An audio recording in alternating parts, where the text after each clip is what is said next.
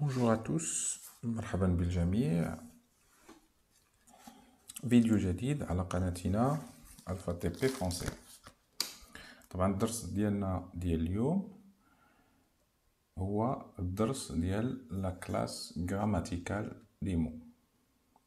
طبعا قبل ما نبداو هذا الدرس ديالنا تحية خاصة كذلك الى اساتذة اللغة الفرنسية على المجهودات ديالهم. طبعا الهدف ديالنا من هاد لاشين هادي الفا تي بي فرونسي، هدفنا الاول والاخير هو اجي تفهم الفرنسية راها سهلة. نبداو على بركة الله. طبعا ملي تنقولوا لا كلاس غراماتيكال هنا طلعنا شويه النيفو. معناه طبعا الفيديو رقم 1 شفنا فيه الالفابي، الفيديو رقم 2 شفنا فيه لو مو وكيفاش مناش تتكون الاجزاء. هاد الفيديو هذا غادي نشوفوا لا كلاس غراماتيكال، يعني غادي نشوفوا اي كلمه في اللغه الفرنسيه، يعني اي كلمه تنتمي الى اللغه الفرنسيه او اي كلمه بالفرنسيه او حرف، او غادي نشوفوا اش من كلاس كينتمي. وطبعا هنا غادي نهضروا على واحد 9 ديال لي كلاس. مي قبل خصنا في الاول شي حوايج ضروري نضبطوهم ونعرفوهم على الاقل باش نفهموا هذا الدرس هذا. لا كلاس غراماتيكال بين قوسين يعني لا ناتور او ليسبيس، يعني النوع d'un mot correspond à sa catégorie grammaticale. يعني من الناحية يعني النحوية في اللغة الفرنسية دونك لا غرامير عندنا سكون ابيل لا ناتور ولا لا كلاس غراماتيكال، يعني الصنف او الطبيعة ديال الكلمة. شنو هما هاد الاصناف هادي؟ طبعا غادي نشوفوهم مي هنا باختصار. كاين لي ديتيرمينون، لي نون، لي فيرب، لي ادجيكتيف، لي ادفيرب، لي بريبوزيسيون، les conjonctions et ainsi de suite.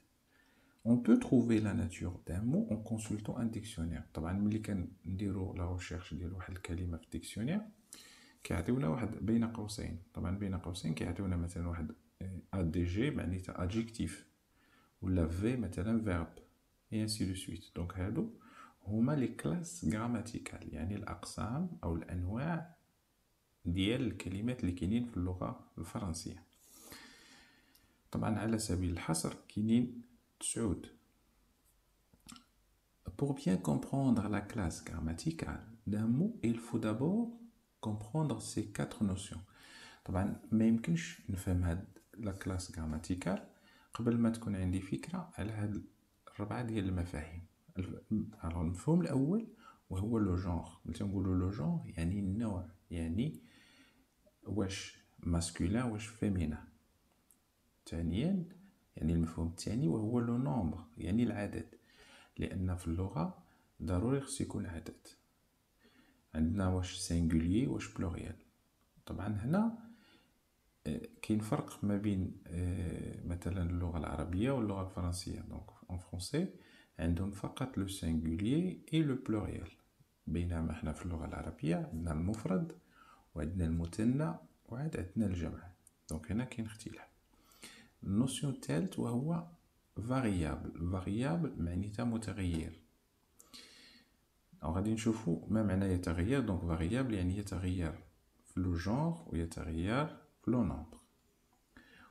او انفاريابل. انفاريابل بمعنى واحد لا كلاس، واحد الكلمات ما كيتغيروش كيبقاو ثابتين، يعني في الكتابه ديالهم. وغادي نشوفوا طبعا هذا الشيء هذا يعني بشكل مختصر. دونك لو جونغ قلنا هو سي لوي كي ديفينيسي لو مو، يعني هذيك الكلمه اللي عندي واش ماسكولين ولا فيمينين. مثلا كلمه ان نوم. ان نوم يعني هذه كلمه ماسكولين. ماسكولين معناه مذكر. اون فام معناه فيمينين يعني مؤنث. دونك ملي كنسمعوا كلمه لو جونغ يعني غنفهموا واش ماسكولين واش فيمينين. ثانيا غادي نشوفوا لو نومبر. دونك c'est lui qui définit si le mot est singulier ou pluriel. مثلا هنا عندي كلمة ان ستيلو. ان ستيلو طبعا هنايا من ناحية العدد سي ان يعني واحد.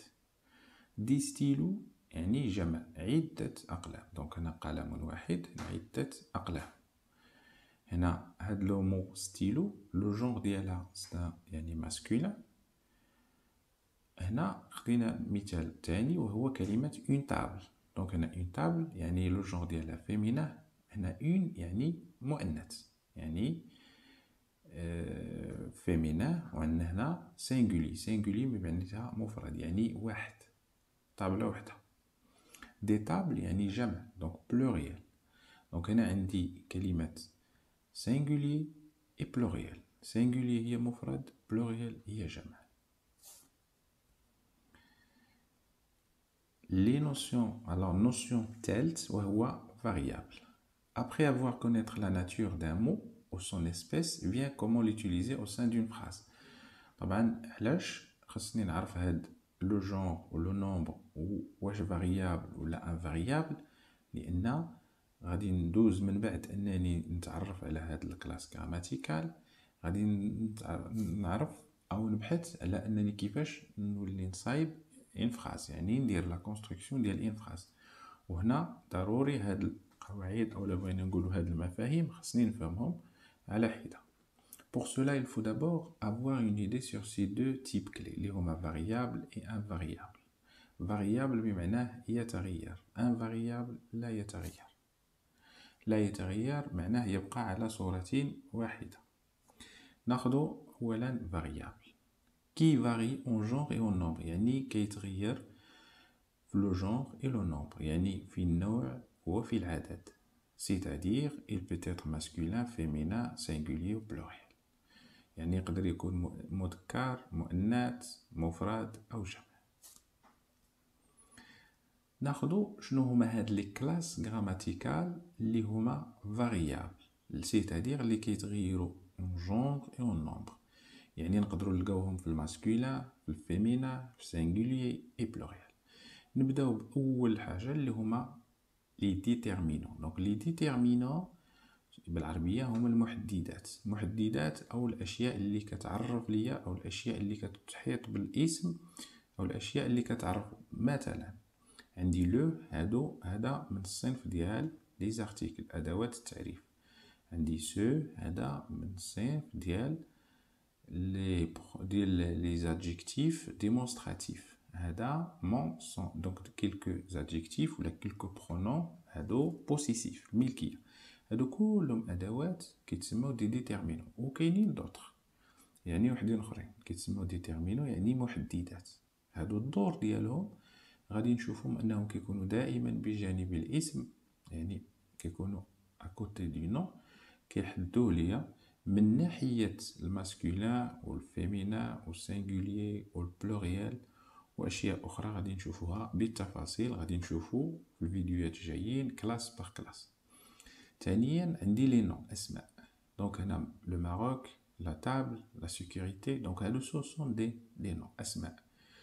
عندي كذلك les pronoms يعني ضمائر. je, tu, me, qui, aucun. donc كاينين ضمائر شخصية، ضمائر relatif، ضمائر défini، indéfini et ainsi de suite. غادي نشوفو كل كلاس على حدة يعني في فيديو خاص بكل كلاس. beau, belle donc ce sont des adjectifs يعني الصفات والنعوت. وكذلك الأفعال avoir, aller, finir donc ce sont des verbes. وهنا إضافة أن هاد لي فيرب يعني كي sont variables يعني en mode, en temps, en pronom، d'accord، يعني en personne. وعاد كاين هذا اللي قلنا ماسكولين، فيمينا وسينغولي اي بلوريال. علاش؟ لأن الخاصية ديالهم أنهم ce sont des verbes.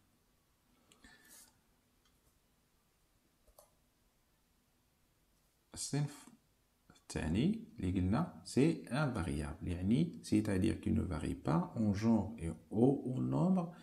autrement dit il prend une seule forme inchangeable يعني كياخد شكل واحد ولا يتغير. مثلا غادي نبداو باول. طبعا كاينين 4 اقسام، 4 ديال لي كلاس. طبعا الا بغينا نقولوا بصفه عامه ان اللغه الفرنسيه كتكون من هاد 9 ديال الأقسام، 5 فاريابل و4 انفاريابل. يعني بالنسبة لينا الناس اللي بغاو يضبطوا اللغة الفرنسية هذا هو المدخل. يعني هاد 9 هادو، هاد 5 بلس هاد 4 هما بالنسبة لينا هما الشجرة ديال اللغة الفرنسية إلا بغينا نقولوا كاملة، يعني هما المدخل. غنبداو يعني الأقسام اللي ما كتغيرش. طبعا عندنا أول حاجة لي بريبوزيسيون. طبعا لي بريبوزيسيون اللي ما فهمش لي بريبوزيسيون هما حروف الجر، عندنا دو، ا، بور اي انسي دو سويت. من بعد كيجيو الظروف، ظرف زمان، ظرف مكان، ما إلى ذلك. دونك تري، بوكو، دونك سو سون دي زادفيرب. وعندنا ثالثا عندنا دي كونجونكسيون يعني الروابط. وهنا لي كونجونكسيون كينقسموا لجوج، دي كونجونكسيون دو سوبورديناسيون اي دو كورديناسيون.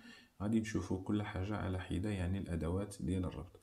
طبعا المعنى أنهم انفاريابل معناه أن هذا القسم هذا أو هذه الكلمات هذه لا تتغير، يعني تأخذ صورة واحدة.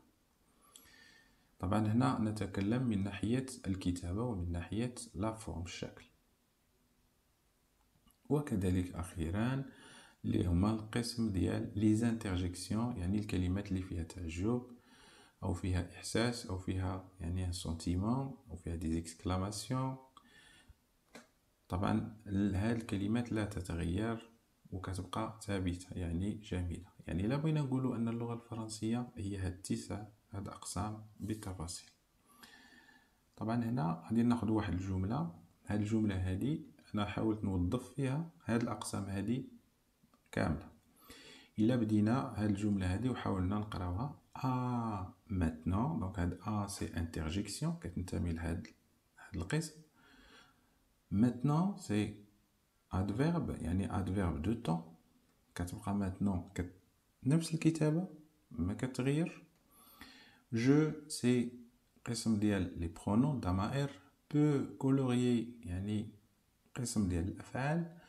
on et a ce sont des prépositions يعني حروف الجر. vers et bonne ce sont des adjectifs. des adjectifs يعني قسم الصفات.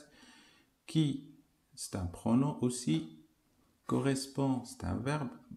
a يعني préposition. là هنايا et là هنايا، donc ça كيتسملو ce sont des déterminants، ce sont des articles définis.